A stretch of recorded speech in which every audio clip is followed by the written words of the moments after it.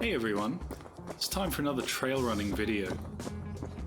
You may remember me from the UTA50 last year, in which I had a pretty good time until the last few kilometers when I cramped up and generally just had less of a good time. After that little ordeal, I decided to take the next obvious step and enroll in a 50k, because who needs legs anyway, right? Can I even survive the UTA50?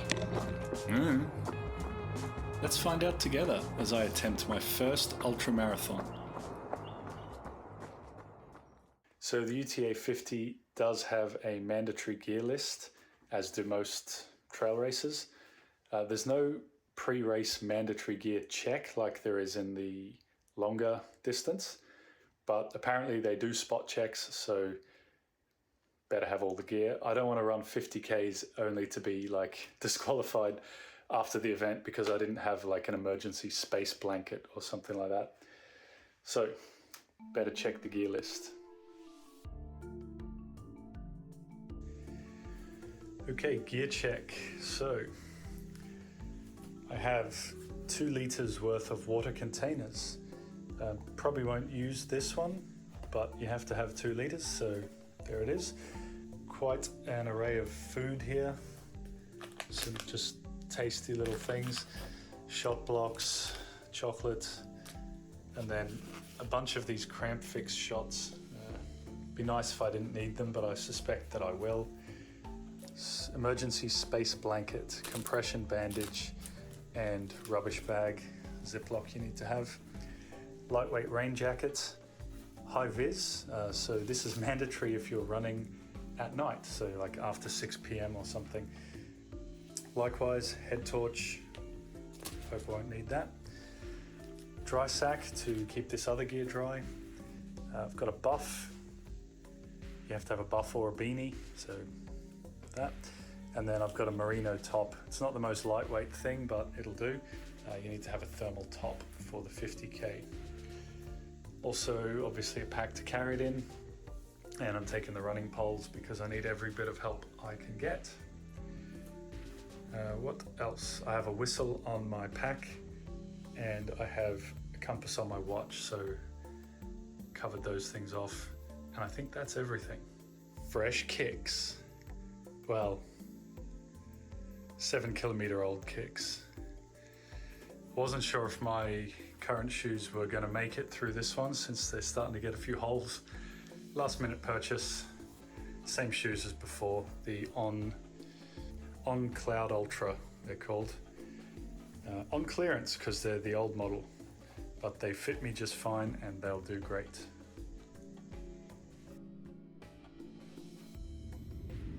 We flew down to Sydney and drove up to the Blue Mountains town of Katoomba, where we were staying and where the race is based. In fact, the hotel we're staying at is the first aid station, so if I happen to be gassed at like the 17-kilometer mark, at least I know I can just walk upstairs and fall into bed.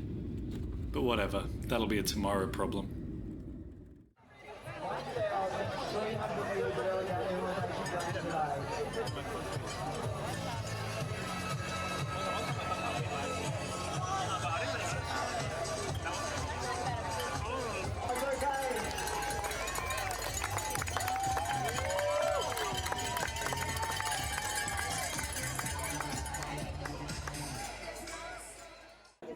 As a lifelong hiking enthusiast and all-round fan of natural places, I was quite surprised to realise that I've never actually been to the Blue Mountains before. So it was great to walk around, see some of the lookouts, take in the incredible views, catch a sunset, and just see something of the place before it kicked our asses the following day. We did, started price now.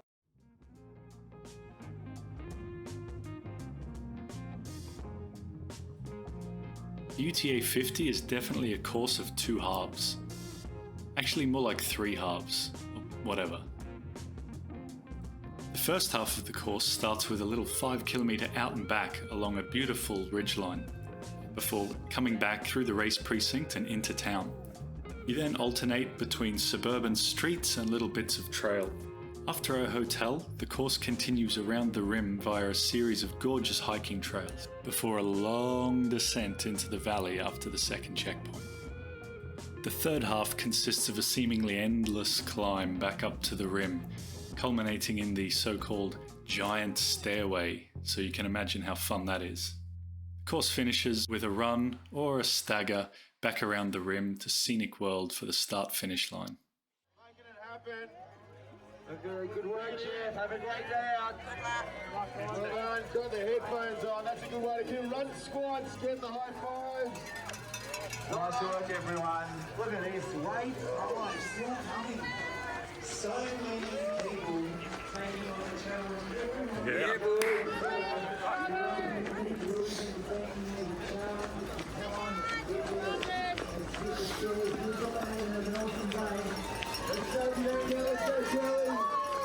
Let's go, Daniel, Mel, got it, Katie, Michelle, Trevor.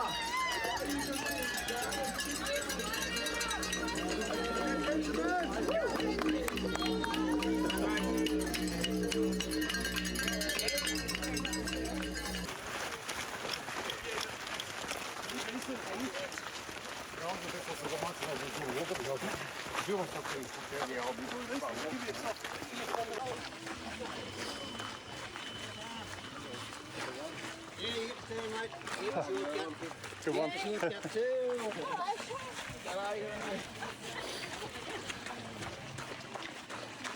I'm going to tell people I did the 100 with a shortcut.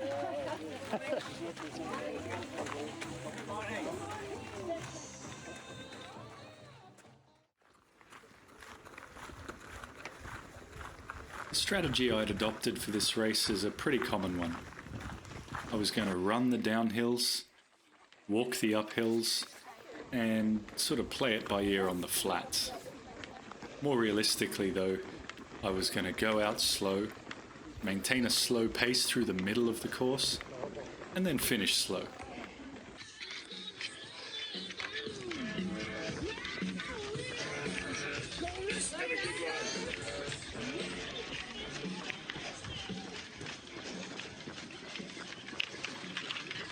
Much of the early part of the course is basically a suburban road run, which sounds kind of boring but is actually awesome, mostly because of all the locals who come out to cheer you on.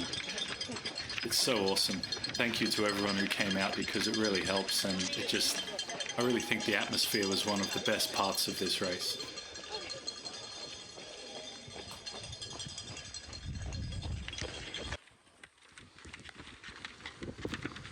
Awesome!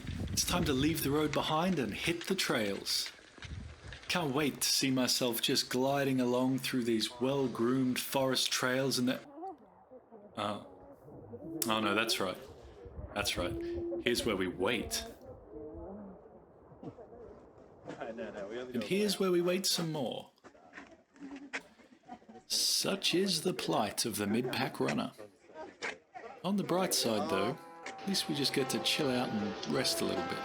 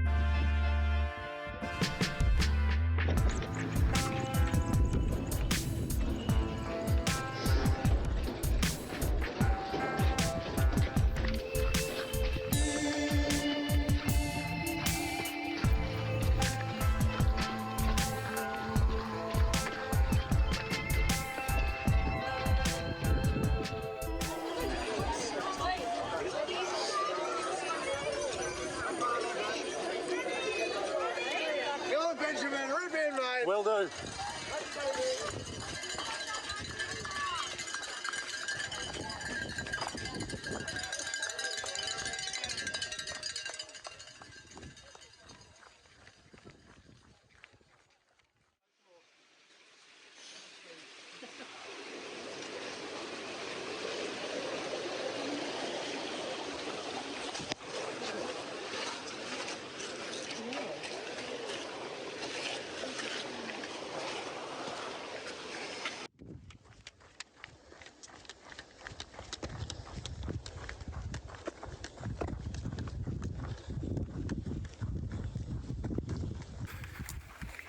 So nearly 20 kilometers in, I've already had to pop my first cramp fix. Let me say two things. It tastes vile. Nearly knocked the wind out of me because I didn't know what to expect. And it works because no more cramps. For how long? We'll see. Got a few more in my holster. On we go.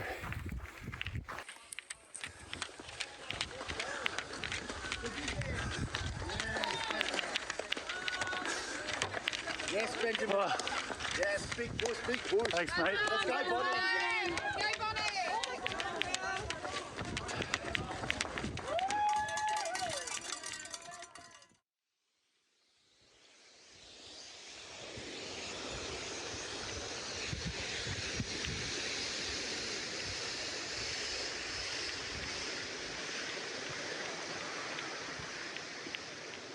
'Of course, these are public trails. I couldn't help but feel a little bit sorry for all the tourists who'd turned up only to have to share the trails with several thousand sweaty runners that day.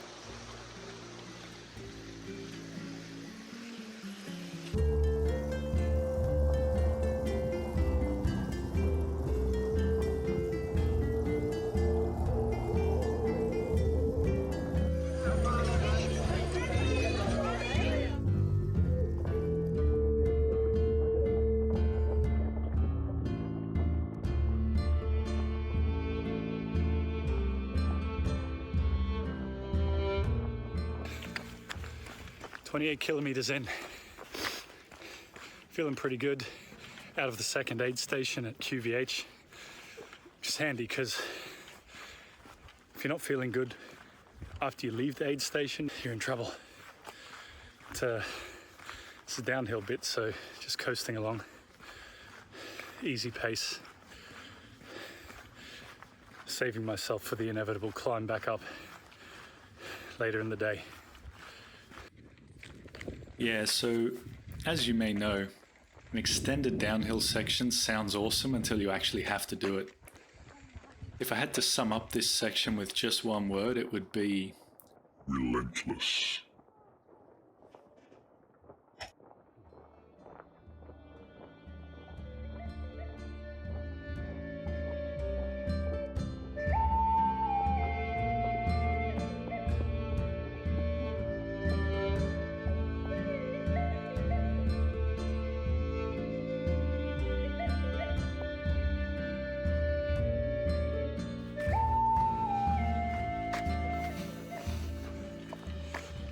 "16 to go. Gonna do it though. I want to say I'm feeling strong, but I'm feeling acceptable. As you can see, the field is thinned out considerably by this stage. Suspect this is the last bit of down before the epic uphill that's going to take us to the finish. Up there. That's not too bad. I'm kind of sick of going downhill now. So relentless.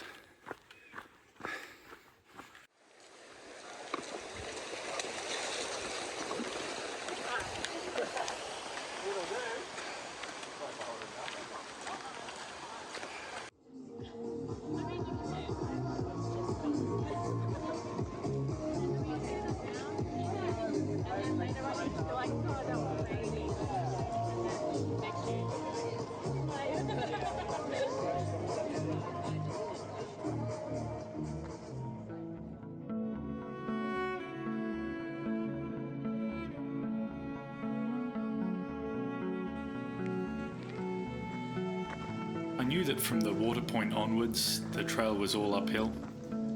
But of course, it's one thing to know it and quite another to actually be there doing it. If I thought the downhill was bad, well, my pain was just beginning.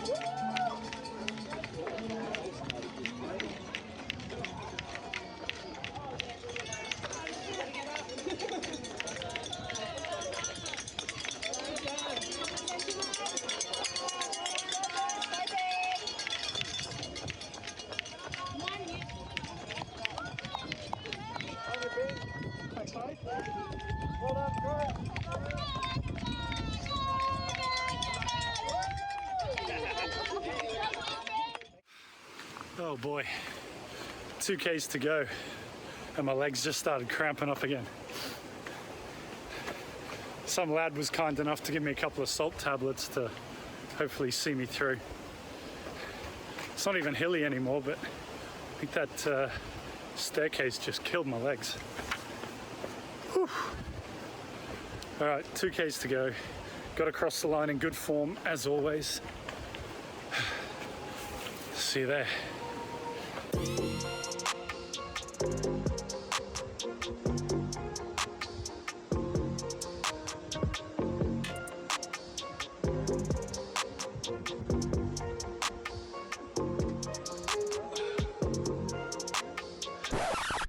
And that's basically it.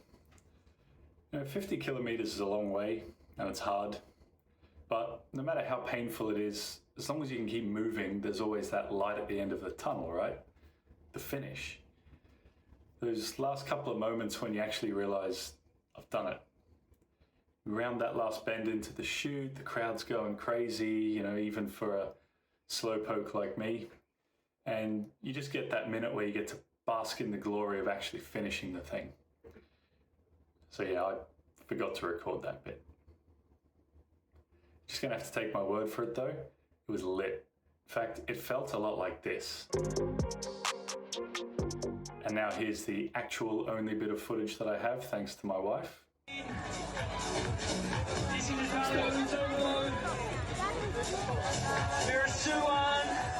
Job done. First ultra in the bag, baby. First of many, not sure, but definitely not the last. So see you next time.